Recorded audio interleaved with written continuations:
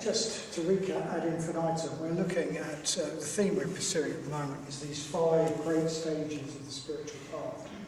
We've looked at integration and positive emotion. We're currently looking at spiritual death and spiritual rebirth, which tend to go together, although at the moment we're focusing slightly more on the death and slightly less on the rebirth, and the emphasis will shift.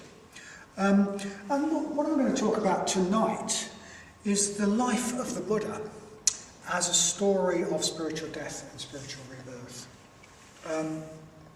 And a story that can tell us a lot about how we can go beyond restrictive ideas about who we are, so that we can free ourselves up to become much more what we could be. But before we launch into that story, it's worth exploring a little bit what we mean by spiritual death and rebirth. Again, it could sound a bit off-putting, spiritual death. I'm not sure about that. It doesn't sound very nice. But in one sense, this idea of spiritual death is really just another word for change. It's just another way of talking about change, transformation. It's another way of talking about growing. To grow, we have to leave behind what is now. To grow into what could be in the future, we have to leave behind what is now. So to become a bird, the egg has got to die as an egg. To become a butterfly, the caterpillar has got to die as a caterpillar. And from the caterpillar's perspective, that might seem very scary and like a death. If it had the self-awareness to know what was going on, it would probably sit there going, no, I'm not doing that. I'm not going to pupate. Heaven knows what happened. And we're the same. We can't change and stay as we are. The person we think we are now has to die, in a sense, to allow us to become the person we could be. And very often we see that change as something very threatening. It looks like a death. We see it as threatening. Often we resist it with all our might. So in Buddhism, spiritual deaths come in at least 2 sizes, okay? Big ones and little ones. We have what we might call the small spiritual deaths that we have to go through to grow and change. We leave behind our old worn-out identity, our old worn-out idea of ourselves, our old ways of being that keep us stuck. That's one sort of spiritual death, little spiritual death, if you like. And then we have the big spiritual death that comes with insight into the nature of things. That's very often what we mean by spiritual death in Buddhism. Seeing the very idea of being independent, separate self is a delusion, so that self dies. That very idea of being a self at all dies. The very idea that there's any such thing as myself.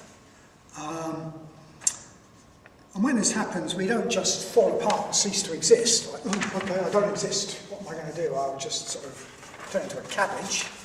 That doesn't happen. What the great masters of the Buddhist tradition tell us is that what happens is that we become something much larger and more expansive and more universal and more free than we thought it was possible to be when we have that big spiritual death. We become what the tradition calls an Arya, a noble being. And we're launched on the path to becoming an enlightened being, a being who is truly awake to the way things are, really living in accord with reality. So spiritual deaths come in 2 sizes, at least. Big spiritual death of rebirth, and rebirth of insight, enlightenment, insight into the way we really exist as interrelated parts of something much bigger than ourselves. And then we have smaller spiritual deaths and smaller spiritual rebirths that need to happen to allow us to grow, to become the sort of person who could experience the big spiritual death. It's not really possible to experience that sort of insight, that sort of deep transformation that comes with the big spiritual death until we've done quite a lot of preliminary growing, and that involves a lot of preliminary leaving behind of old identities.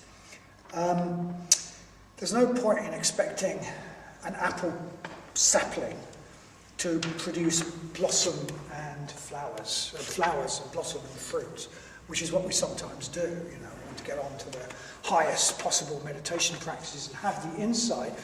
Before the sapling can do that, it needs to grow. It needs to have a really healthy root system. It has to develop a trunk. It has to develop branches, lots of leaves, and then it can blossom and produce fruit. And we're the same. We've got some preliminary growing to do. We've got to sort of stop thinking of ourselves as a little sapling and become something a bit bigger and eventually become a tree. And that's partly what the first two stages of this system are about: integration and positive emotion. Integration about becoming a whole, harmonious, healthy self. Positive emotion about becoming a healthy approach to life. That's partly what that's about. But those, in a way, spiritual death sort of is also involved in that, in becoming the sort of person we need to be to have any chance of becoming enlightened, because it's a process of growth. And if we look at the life of the Buddha, of course we see the big spiritual death. We see the big spiritual death and the big spiritual rebirth of enlightenment.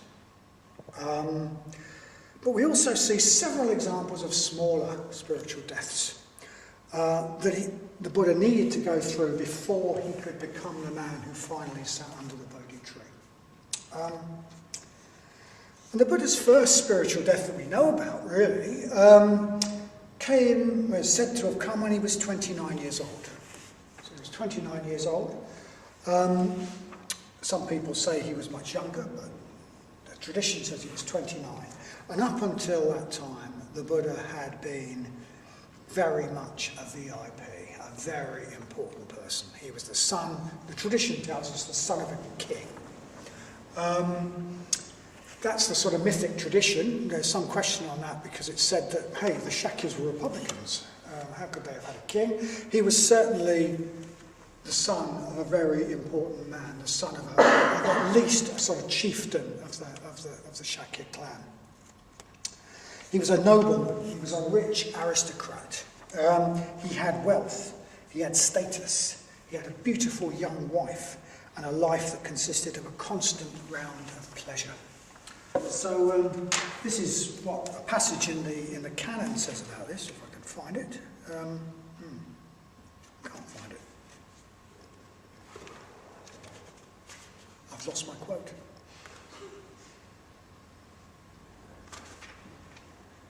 I was delicate, he says. I was delicate. Supremely delicate. This is him talking about himself before he went forth. I was delicate, supremely delicate. Lotus pools were made for me, my father's house solely for my use. In one, blue lotuses flowered, in another white, and in another red. I used no sandalwood that was not from Benares. My turban, tunic, lower garments and cloak were all of Benares cloth. A white sunshade was held over me by day and by night, so that I would not be troubled by cold or heat, dust or grit or dew. So that's the Buddha describing his the life that he had at home up until the age of 29. He was a posh boy. He was a posh boy. And like posh boys today, he was very sheltered from the facts of existence.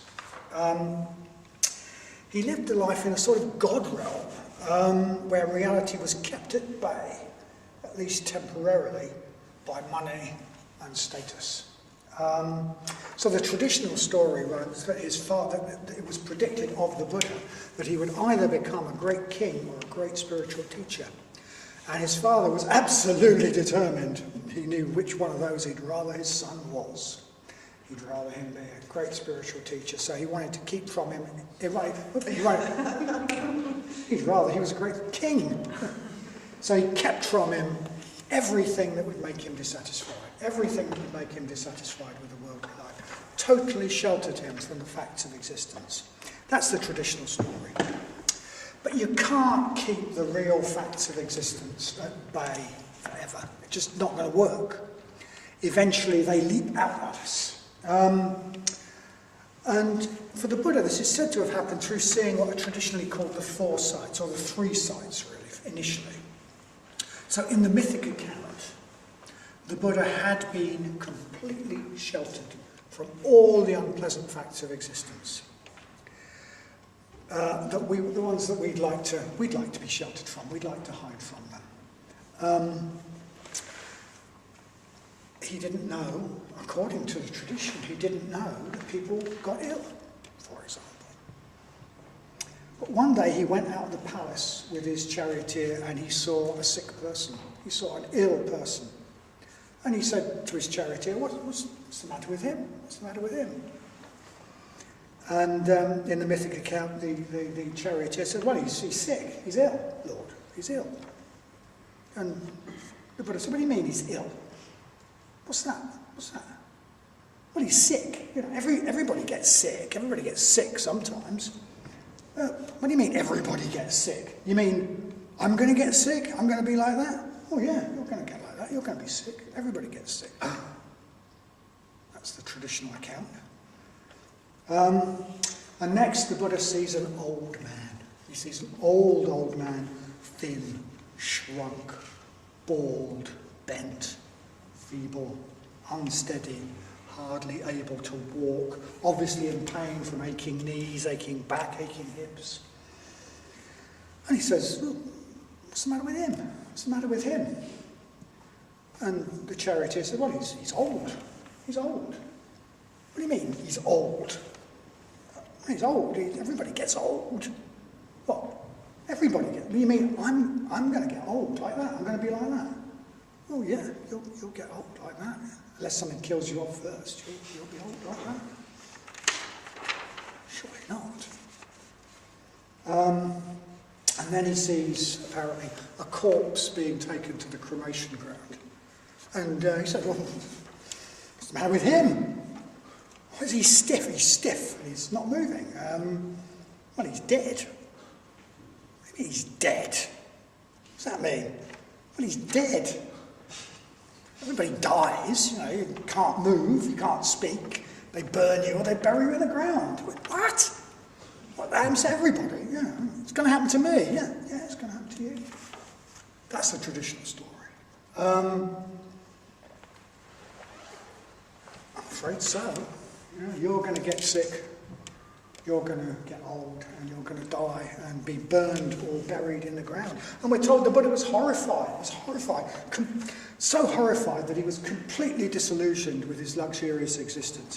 What's the point of all this luxury and all these fleeting pleasures if not long down the road I'm going to get sick, I'm going to get old, I'm going to die, and they're going to either burn me or bury me in the ground? What's the point of that? That's the traditional mythic story of the first three of the four sites. And obviously it's not meant to be literally true. Okay, it's a mythic account. The Buddha must have come across sickness, old age and death. It's impossible not to. He must have known they existed.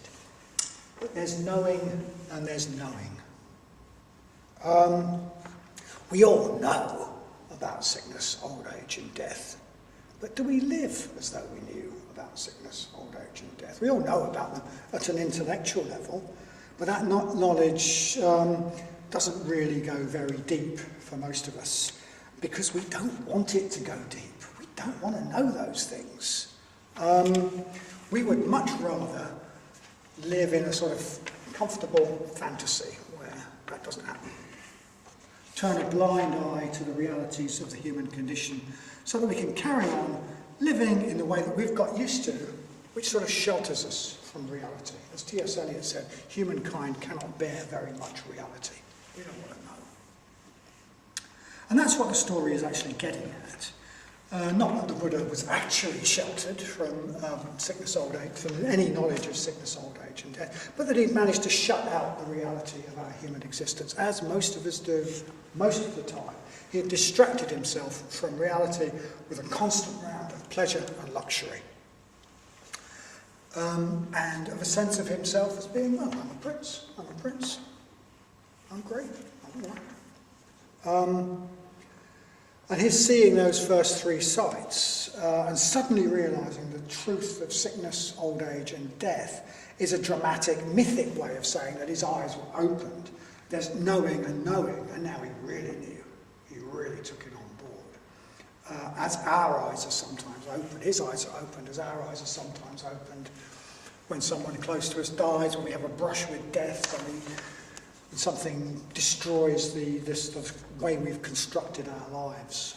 And when the Buddha's eyes were opened by seeing these three sights, he saw that his present way of life was hollow and superficial. It was trivial. In the face of that, it was trivial. It was hollow and superficial. And his fourth sight was that there is a possibility of another way of living that is not hollow and superficial. We're told he saw a wandering holy man. And we can only imagine that he saw a man who was calm, purposeful, dignified, obviously a bit above the trivial concerns that blow us around, not concerned whether he had lotus ponds and lovely food. A bit above all those trivial concerns and worries, and the Buddha was just deeply impressed. He thought, here's a real person, a person with some weight and some depth, the sort of person I want to be, the sort of person who lives a life that's in accord with reality, that takes account of reality. So at that point, the Buddha decided to go forth from his life of luxury and become a wandering seeker after truth, if you like. So that was his first spiritual death. The Buddha had spent his first 29 years really being someone. He was really someone. He was a handsome prince. He was a rich man's son, a member of the noble warrior caste of the Kshatriyas, with all the self-esteem that brings, all the sense of this is who I am and it's great. He was a VIP with real status. He was a certain sort of person.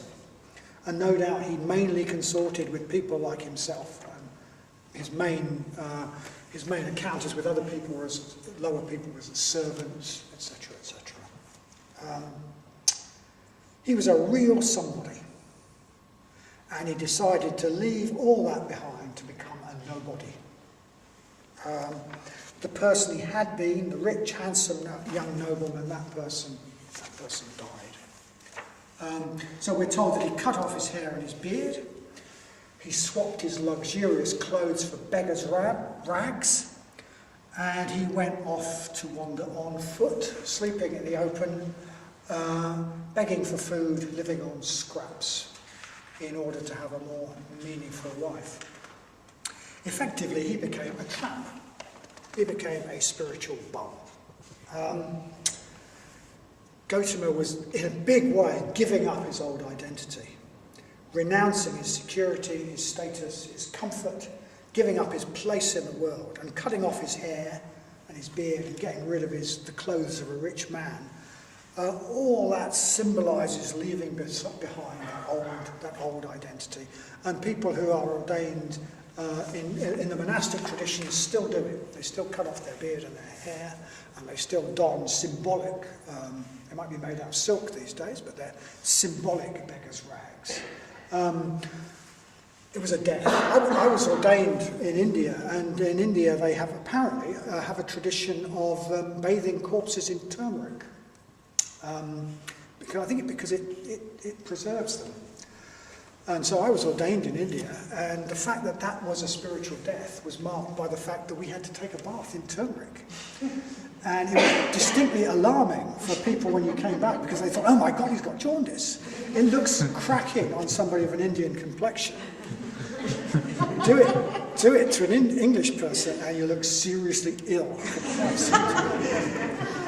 But it symbolises the spirit. This is a death. This is a death. You've died, and we're treating you in a way like a corpse, and then you come back. So, in a way, that's what the Buddha did. He went forth from that old identity. He had been a real somebody, but he became a nobody. He became a wandering shaveling, as they sometimes called them, an outcast, an object of scorn to the high caste Brahmins and nobles that he used to move among. So the Gautama, the Buddha to be, he built up his identity in 29 years as a VIP prince. He had an image of himself. He was this sort of person. But that sort of person that he thought of himself as, he discovered, wasn't real. It wasn't aligned with the realities of existence. And because the Buddha was a very remarkable person, he chose to leave it behind. Very often we don't choose to leave it behind, it gets shattered. Reality rears its head and it gets shattered for us, and we have to leave it behind. But very often we do so, kicking and screaming. So we saw a case of that, I think, in the story of Kisa Gautami a few weeks ago that Suryamati told us. So Kisa Gautami she'd born into a poor family, she lacked self-esteem and a sense of herself. Her identity was very much based on being a mother of a son in this family. That was her identity. It gave her status, it made her somebody. And then reality reared its head, that son died. And no doubt she was absolutely gutted with grief, but she was also really reluctant to let go of her identity and have the spiritual death, which is why she had it in the worst possible way. She had basically a nervous breakdown. And it was only when the Buddha intervened that he turned that spiritual death into the next phase. He turned it into a spiritual rebirth. And she could be reborn as a new kind of person now, a nun, effectively, a spiritual being. So very often we're like that. We don't want to, as happens, kick it against our will, kicking and screaming. Our relationship ends, a job ends, something. We're forced to be different, and we don't want to. We sort of think, why is this happening to me? Anyway, that's the first of the spiritual deaths that paved the way for the Buddha's big spiritual death and rebirth and enlightenment. He died as a sheltered posh boy, and he was reborn as a tough wanderer who saw life as a spiritual quest rather than a constant round of pleasure. He lived for a while a very, very tough life, even a scary life, living in the forest, which, we maybe can't relate to this, but at the time people saw that as a place of fear and dread. And I don't know if you've ever been in a real deep forest in a pitch black night with maybe some things wandering around out there, but you can sort of understand why it was a place of fear and dread. Panic is sort of what nature does to us if we're alone in it sometimes at night. That's why it's got the word pan in it. It can be very, very scary to live in that sort of environment. Plus the fact that there were scary things, snakes, tigers, all sorts of things, bandits, all sorts of things. So Vishwapani talks about that a little bit in this book, which I heartily recommend, Gautama Buddha, The Life and Teaching of the Awakened One. And he talks about the time the Buddha spent just, living in the woods, basically. What Vishwapani said is he sometimes appeared as untamed as the land itself, as untamed as the jungle he was living in. He lived in places where frightening serpents abide, lightning clashes and the rain god thunders. In the blinding darkness of the deepest night, there he sits, the monk who's vanquished fear. So he lived quite a scary life, actually. He lived quite a scary life. He wasn't a posh boy anymore, he was pretty tough, obviously. Living on scraps, living on what he could get, sleeping rough. And after a period of wandering this way, he found one of the great meditation teachers of the period, and he studied under this great meditation teacher, this very famous meditation teacher called Arada Kalama. And Arada Kalama taught some advanced meditation practices, which was said to allow the meditator to experience what is called the sphere of variously nothingness, the sphere of nothingness, or the sphere of no-thingness, which might be slightly different. So the Buddha studied under him. He learned at one level, he learned at the intellectual level, he actually practiced, and he absolutely mastered these meditation techniques to the point that he had exactly the same experience that Arada Kalama had based his teachings on. He went as far as the guy was teaching him. And he told Arada Kalama about this. about his meditation experiences, and Arada Kalama said, "At last I have found a companion in the spiritual life. At last I found someone who shared my deepest realization, who really knows what I'm talking about." And he offered to take him on as a sort of equal partner. He offered to make him his successor and effectively to share the leadership of the community with him. So it's a huge honour, huge honour. He was a very respected meditation teacher, got a big community. But for Gautama, something felt wrong, something felt right. He had some remarkable meditation experiences, but somehow he felt he hadn't really changed. Somehow he felt that this wasn't what he was looking for. So we don't really know what the sphere of no-thingness is. But Gautama, he knew somehow that it wasn't the answer he was looking for. So he refused Arada Kalama's very generous offer of making him his sort of co-leader. And he left. He left. And then he found another equally famous meditation teacher, one Ujjraka Ramaputra, one of the most well-known yogis in the Ganges Valley. A man who had 700 disciples and was bowed to by kings and nobles.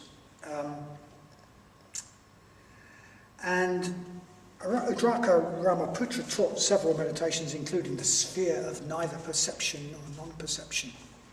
And once again, exactly the same thing happened. The Buddha studied at the intellectual level, he practiced, he worked his way through the meditations, and eventually he had exactly the same experiences that Ujjraka Ramaputra had had. And once again, Ramaputra said, "Well, this is great. You've reached the level I've reached. I'll share leadership with you." And once again, the Buddha said, "Well, that was, it was really something, but I haven't really changed for it. It's not doing what I want. It's not taking me to the places I want to go. Thank you very, very much for the great honour, but I'm going." So together we can see Gautama's second and third spiritual deaths as leaving these two renowned meditation teachers. For a second and a third time, he turned his back on an identity and a self that would have made his life comfortable and secure, would have given him status and a place in the world, would have created a sort of stable construct around himself that he could live in quite comfortably. He would have been comfortable and secure, but doing so wouldn't allow him to become the person that he had an inkling he could be. So having not settled down to be a prince, he could instead have settled down into being a highly respected meditation teacher and spiritual teacher. As I've said, Ujjraka Ramaputra, his second teacher, apparently had 700 disciples, and the tradition tells us he was venerated by nobles and kings who saluted him by putting their hands together in reverence, in a gesture of reverence, and bowing to him. So he would have been even greater than a prince. He would have been bowed to by kings and princes. Gautama could have had the same reverence, the same respect, the same influence. He could have really been somebody. But once again, he had the courage and honesty to become a nobody again.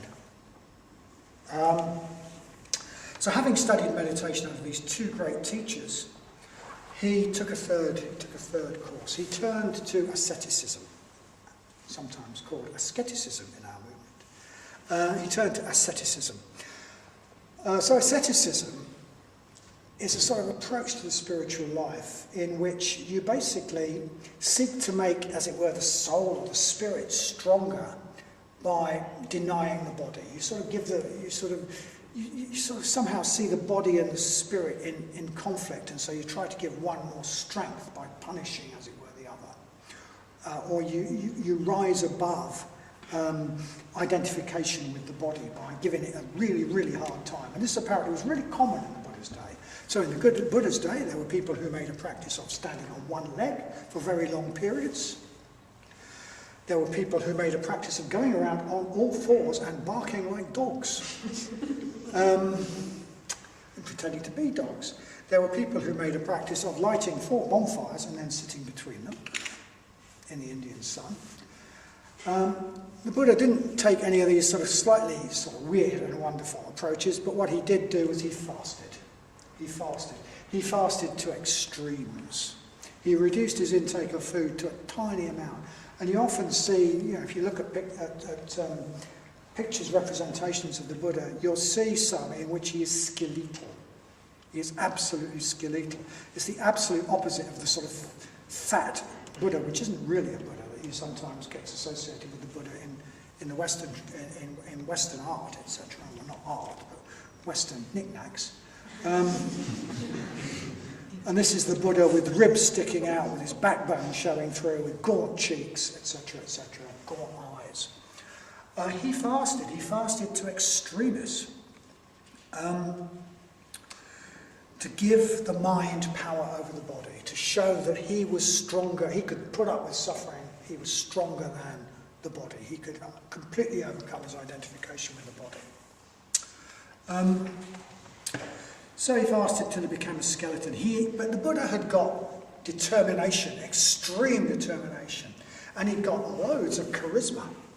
And once again, he attracted a lot of respect. He was a man who invited respect whatever he did. So he became a sort of leader again. He had status, he had a following. People thought Gautama is the great ascetic. So he could have, again, not really very comfortable sort of settling down into an identity, to settle down into an identity of someone who starves yourself, but he could have been somebody. Once again, he could have had real status. But once again, he gave it up. He really was told that he realised that that was not going to work. This was not going to work at all. He got to, and I mean, there's something in that, realising, you'd taken a path and just saying, okay, this isn't going to work. He realised that wasn't going to work. So he gave it up. He took food. He ate some milk rice. And his sort of colleagues, disciples, were all disgusted. Gautama's gone soft. He's eating. He's actually had some rice pudding. So they turned away from him in disgust.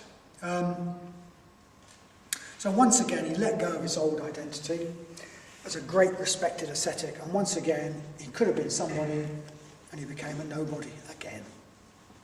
And he ate. And that eating, that sort of turning his back on asceticism, paved the way for the final breakthrough, the big spiritual death. That happened not long before his enlightenment.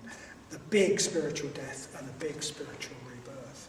So in the mythic account of this, the Buddha sits down with great determination under the Bodhi tree on the seat of wisdom, and he is threatened, and he is tempted, and he is he's terrified by Mara, not Jayagupta, there's a sort of pantomime, but the embodiment of everything that holds us back. So there's lots to say about that, and I won't go into it all, but interestingly, one of the things that Mara tries, before he really throws in the heavy guns, in the traditional accounts, one of the things that Mara tries to do is to invoke, as it were, the values of the sort of warrior nobleman that the Buddha used to be. So the Buddha used to be a Kshatriya noble warrior, where courage and honour are big, and that's what so he tries to use that identity. So he says, this life as a beggar is no life for a noble member of the Kshatriya caste. This life you're leading is cowardly, and it lacks honour. It brings scorn on you. A man of your birth should be ashamed. So he sort of uses the values of the group that Gautama used to belong to try to undermine him, to try to say this goes against those values. It tries to get him to re-identify with his old identity as a member of the Kshatriya caste. But needless to say, the Buddha's not taken in, and then Mara really throws in the big guns, but you'll hear about that some other time. So the life of the Buddha up to this point, up to the point where he sits down under the Bodhi tree and breaks through to enlightenment, we see the same pattern over and over again, played out over and over again. Spiritual death and spiritual rebirth played out over and over again. Over and over again he becomes a real somebody, and over again he gives that up to be a nobody. Over and over again he transcends any limiting partial view of what he could be. He lets the old self die so that something bigger and more inclusive can emerge. Over and over again he becomes a nobody, and by doing that he eventually becomes a real somebody. Really becomes somebody who had the spiritual depth and strength to break through to enlightenment. And the person he became, it's not as though all those past selves are just wasted and left behind. The person he became sort of combines them all and transcends them all. So he had the courage and fortitude of a warrior, the caste he was born into. He was fearless. We see from the accounts of him in the scripture that he had the very best qualities of a real nobleman. He was gracious. He was impeccably courteous towards others. He was at home with kings and he was at home with cowherds. So he still was the noble warrior prince. He was a great meditator. He still was the great teacher of meditation that he could have been. When he needed to be, he was a great ascetic. He could face great hardship and austerity with complete equanimity, as you'll hear next week when we talk about the Buddha's last months of life. So he was all the things he had been and more. Because he'd let them go, he had built a much more comprehensive personality. He built a sort of comprehensive personality that made him a very, very big being, if you like. A being capable of breaking through to the ultimate spiritual death and the ultimate spiritual birth of enlightenment. He saw through the very idea we have of being an isolated, separate self, independent. He saw that being somebody, if you like, is a delusion. And he became the ultimate nobody, if you like. One of the epithets for him was man of nothing. Man of nothing. There was a sense in which you just couldn't pin the Buddha down. He was trackless, it was said of him. You couldn't pin him down. He was a man of naught. But paradoxically, being the ultimate nobody turned out also to be the ultimate somebody. You could say he was everybody. He was everybody and everything. He was just too big to pin down. You couldn't pin him down. That was one of the things that was said about him. You couldn't say much about him. He'd gone beyond the categories in which we're used to thinking. So what can we, learn from all of this? So one of the things is, okay, we need, all this talk about becoming a nobody, we need to become a somebody before we can become a nobody, okay? Sangha, it's part of Sangha, a very crucial part of Sangha approach to the spiritual life, that we need to build a healthy, happy self before we can transcend it. To try for spiritual death, insight into non-self, before we've got a healthy self to go beyond, is pointless. It's like trying to get the apple seedling to blossom and fruit. So we need to become somebody. We need to become a healthy self. But we need not to get stuck in the various versions of that healthy self that we create, the various identities that we create. We need to constantly, as it were, allowing ourselves to go beyond it. We need to allow the identities that we build to sort of dissolve so that they can recrystallize into something bigger. And this dissolving of the old self might sometimes seem like becoming a nobody, like a spiritual death. We had been a somebody, we knew who we are, and now who am I? That's what it might seem like. But we need to do that. We need to do it several times. We need to let go of the somebody we have been to transcend it, to grow. And we need to do that over and over again. And if we do that, eventually we may become large enough, capacious enough, comprehensive enough, universal enough to do the final spiritual death, to really go beyond the idea of a separate self at all. So, okay, how might we go about that? How might we go about sort of encouraging a bit of spiritual death into our life and our practice? Well, I've got some suggestions. One is the first spiritual death the Buddha had was the going forth. He left his old life, and he left his old family, and he just moved into a completely different life. So, one of the things we could do is take every opportunity to, as it were, as it's known, go forth. Go forth from the situations and the people that we usually spend our time in. Now, that's not always easy. I mean, we might sort of think, okay, I've got to leave home and become a full-time practitioner or something. Well, maybe for some people that's a very good thing to do.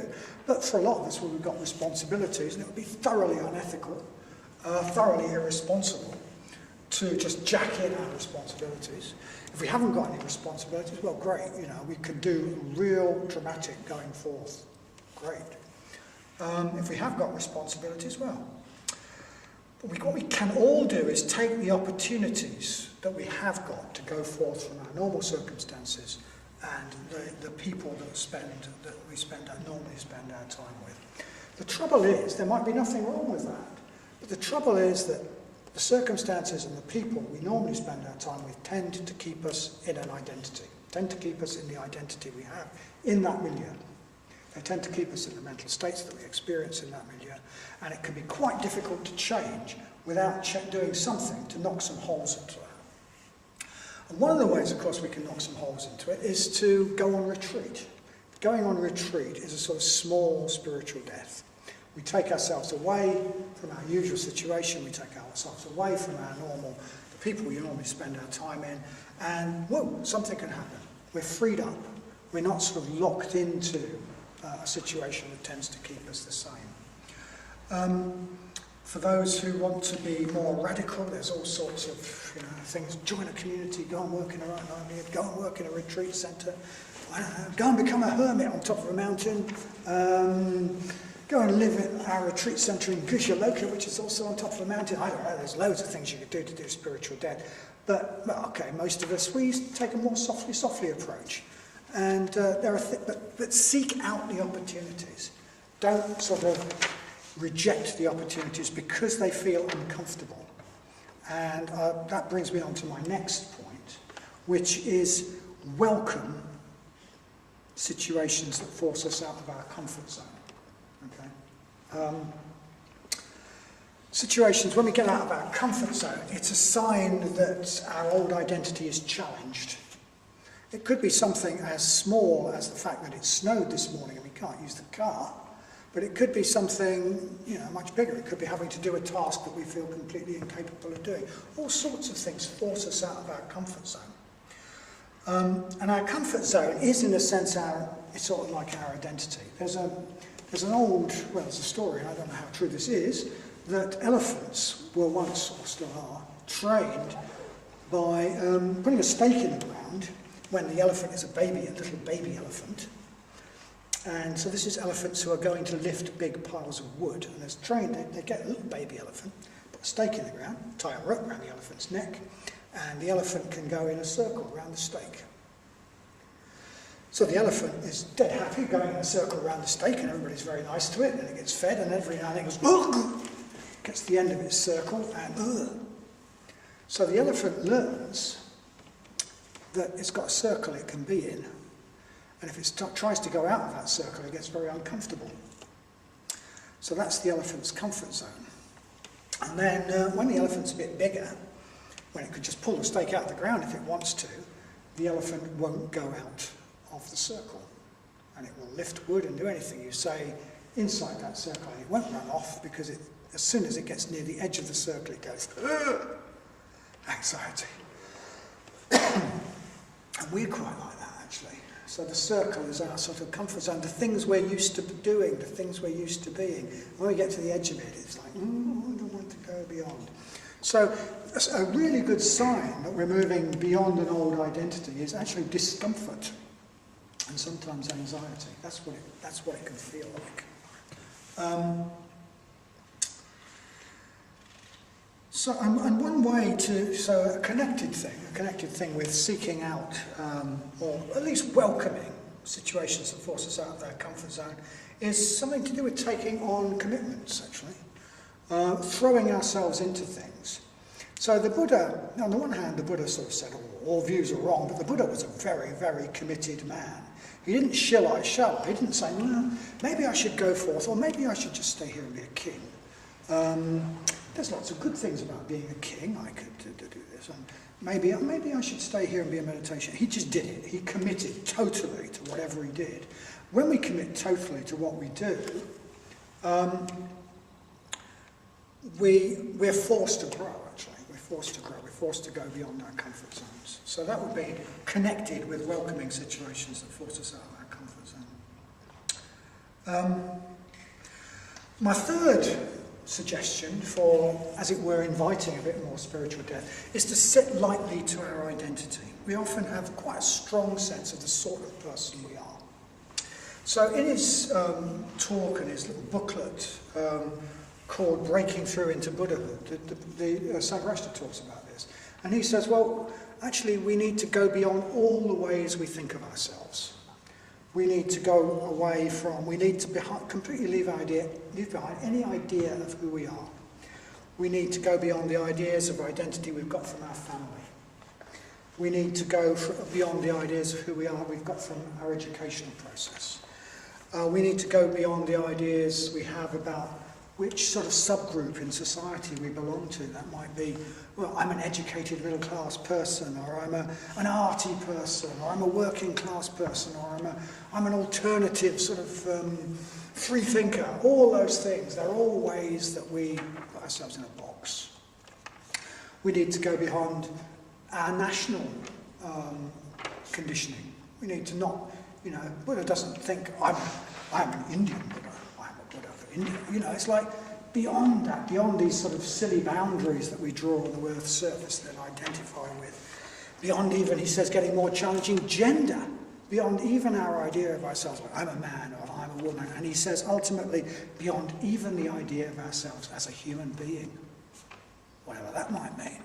So moving beyond the ways we identify ourselves, and the views that we identify with all those things. Often we sit. Part of the way we identify ourselves is views. We have views, opinions. And often these are more to do with what we identify, the group in society that we identify with, than they are with any process of really deep and independent thought. We often have inherited them. We get them from the people we spend time with. They're the ones that are respectable among the people we tend to move among. So just sitting lighter to all of that. Sitting lighter to all of that. Seeing ourselves as not limited by the particular circumstances in which we found ourselves from the past, but somebody who could move into complete freedom in the future. And maybe sometimes just remembering around our views and opinions that on almost any subject we can find people who are just as bright as we are, know more about the subject than we do, are not stupid, are not evil, and think exactly the opposite to the way we do.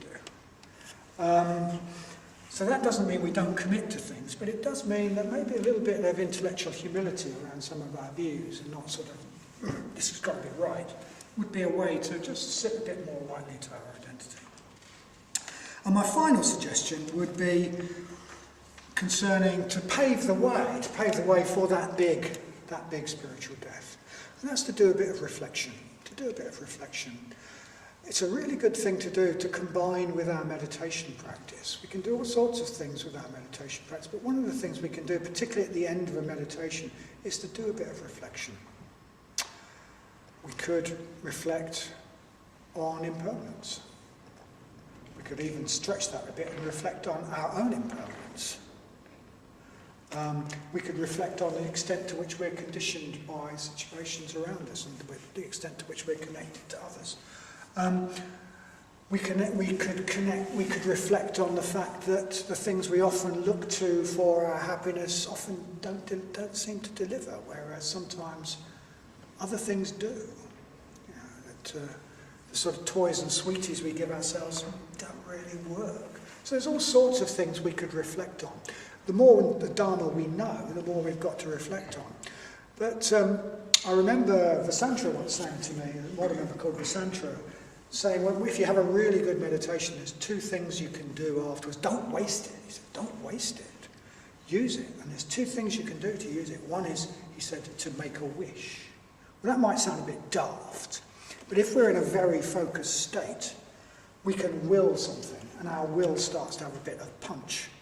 We can do that in the Metta Bhavana when we will somebody well. If we're really in a focused state, our will can have some effect. So wish something, and if it's a wish for our own spiritual development, well, we're sort of setting the direction of our lives. We can wish something.